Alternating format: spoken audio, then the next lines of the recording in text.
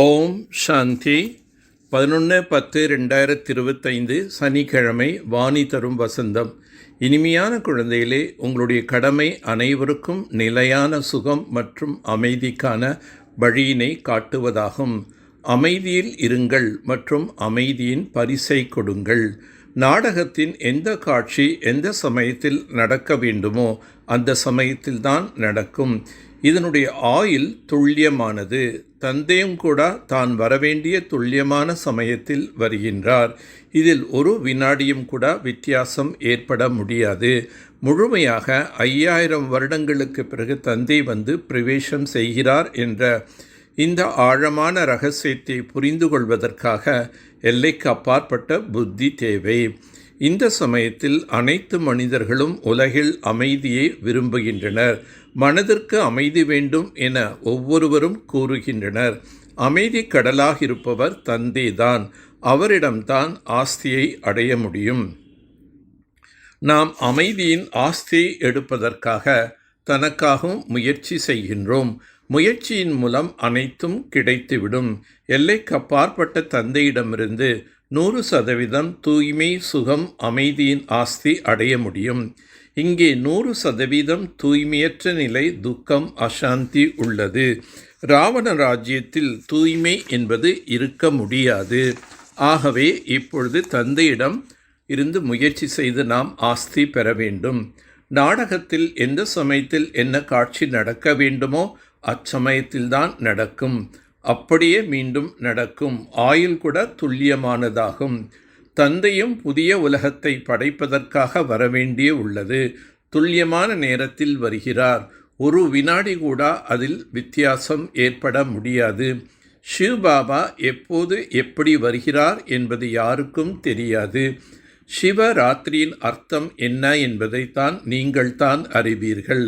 அரை கல்பம் பகல் மற்றும் அரை கல்பம் இரவு என்று பாடப்பட்டிருக்கின்றது. ஆனால் யாருடைய புத்தியிலும் இதனை புரிந்து கொள்வதில்லை.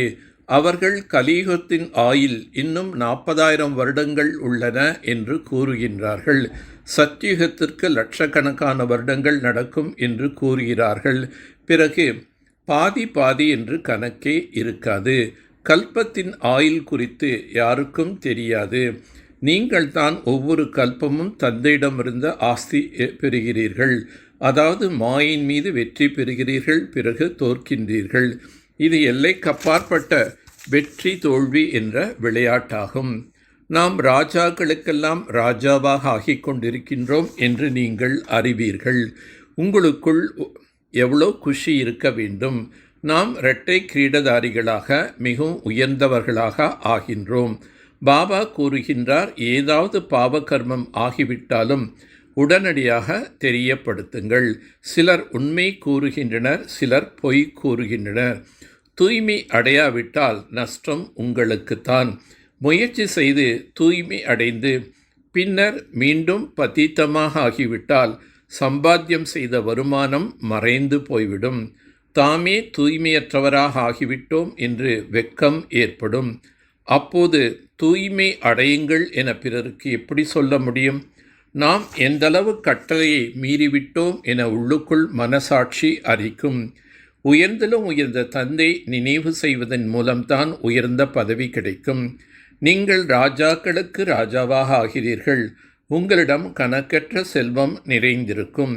நீங்கள் உங்களுடைய பையை நிரப்பிக் கொள்கிறீர்கள் அல்லவா? பாபா நம்முடைய பையை நன்றாக நிரப்பிக் கொண்டிருக்கின்றார் என நீங்கள் அறிவீர்கள். உண்மையில் நீங்கள் அனைவருமே குபேரர்களே. உங்களுக்கு வைகுண்டம் எனும் பொக்கிஷம் கிடைத்து விடுகின்றது. இந்த அசுர உலகில் மிக மிக சகிப்புத்தன்மை மிக்கவராக இருக்க வேண்டும். யார் நிந்தனை செய்தாலும் துக்கம் கொடுத்தாலும் சகித்து கொள்ள வேண்டும்.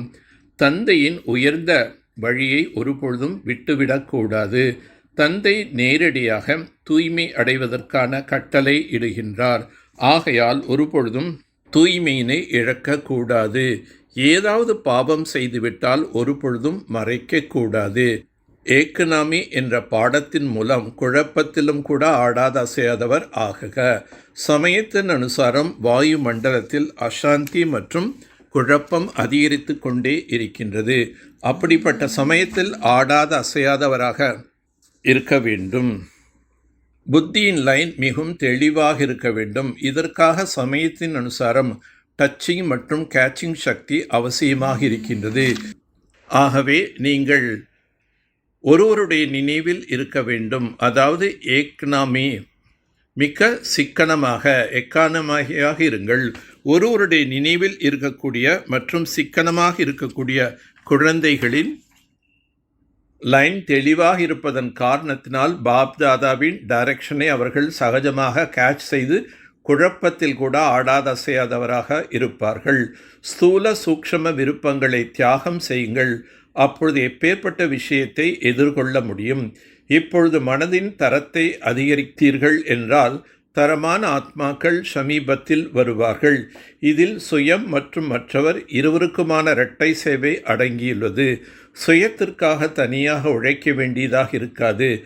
பிராப்தி கிடைக்கின்றது என்ற இந்த ஸ்திதி அனுபவம் ஆகும்.